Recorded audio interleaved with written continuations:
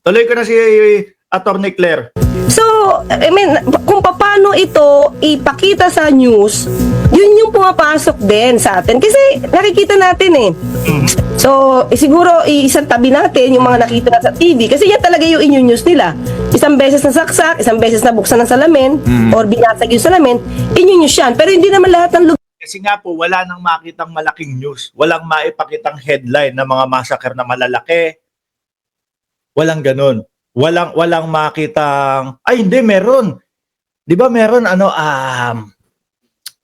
yung hino-hostage. Hino-hostage sa jeep. Di ba? Ang bilis ng takbo ng jeep.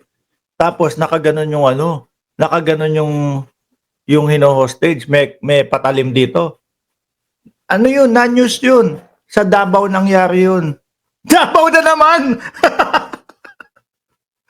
Duterte na naman nasabit doon. Isa lang ho yan, mga kababayan, no?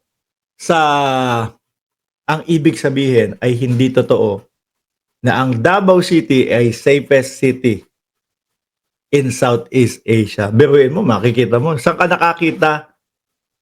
28, 37, 38 empleyado ni Baste positibo. Kapulisan, kulang 10 positibo sa ipinagbabawal na gamot. Sa Davao din ho yun. Diba? Ano pa? Sabi ni Eseng Mariano, sa Davao maraming krimen.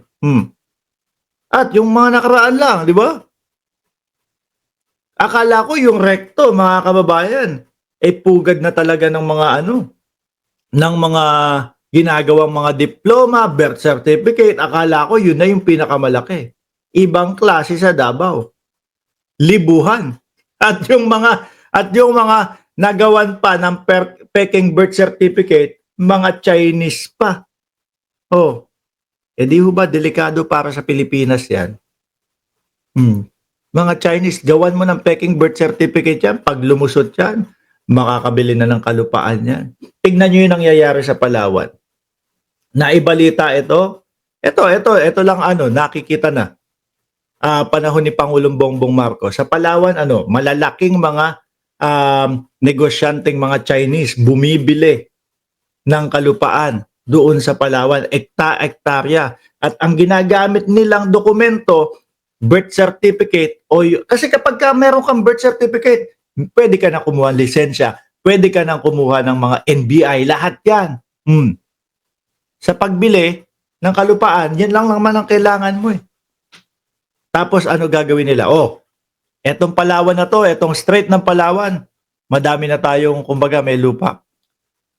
Bakura na natin doon sa umpisa ng Palawan. Total, mga Chinese, tayo, mga Chinese na lang naman ang may-ari dito . Wala nang papalag. Naalala nyo yung naratibo ng China na ang Palawan daw po ay parte ng kanilang history. Uumpisahan nilang ganyan yan. Tapos pagka yung bandang tumagal na, tingnan nyo. Yung mga kababayan namin ang may-ari ng mga lupa dyan. Diba? Hindi. Gusto kong pakita sa inyo yung tawa ni Ted Filon kung paano naipit na . Sabi kasi, pinagmamalaki ng mga DDS, ng mga Duterte supporters, mga kababayan, tinawanan ka na lang ni Ted Filon. Ang totoo, ipit siya doon sa sagot ni Attorney Claire. Pagpunta ko dito sa palengke, wala naman ako nakikitang snatching. So, I mean, kung paano ito ipakita sa news, yun yung pumapasok din sa atin. Kasi, Tuloy. news nila.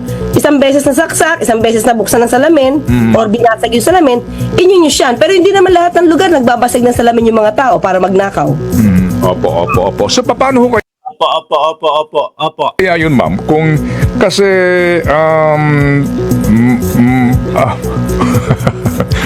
parang Ted? Kaya pa? Eh, paano? Gustong umirit, gustong bumanat, gustong sundan yung kanyang tanong. Paano po? Tawa na lang. Kasi wala, corner, ipit. Di ba? Tawa na lang. Ganyan naman ho tayo eh. Ganyan ho ang reaksyon ng tao kapag ka naiipit na, tawa na lang. Di ba? Para magmuka na, sila yung mas mataas. Di ba? Ulitin ko ha, tuwan-tuwa ako doon sa, yung pagkakasabi ni Ted Pilon, opo. Tapos yung hihirit, babanat ng susunod na tanong, Inyunyus yan. Pero hindi naman lahat ng lugar nagbabasag ng salamin yung mga tao para magnakaw. Opo. So, paano ho kaya yun, ma'am? Kung kasi,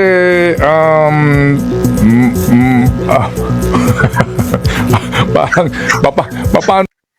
wala. Wala nang maisip, wala nang pumasok sa isipan niya na maitanong. Ibig sabihin, finish. Di ba? Utal si Ted Pilon. Mga kababayan. Simple. Kulang na nga lang, Marijo, mag-AEIOU no? Sabi ni Norberto Silvestre, naloko na idol sa dami ng pera kasi mga yan. Alisin ko na ho ito, mga kababayan. No? Baka pati ho tayo mapa-AEIOU ni Ted Pilon. So paano po yan? Tawa na lang. Di ba, Cheryl Santa Maria, shoutout sa iyo. Alisin ko ho ito. No? 2,700 viewers dyan sa YouTube. Baka gusto nyo mag-like. Ha? Eto, dito tayo, mga kababayan. Dito muna tayo kay Inday Sara Duterte. May iniebas. May sinasabi si BP. Ano ho? May sinasabi si BP. Eto, pakita ko sa inyo. No? Kasi,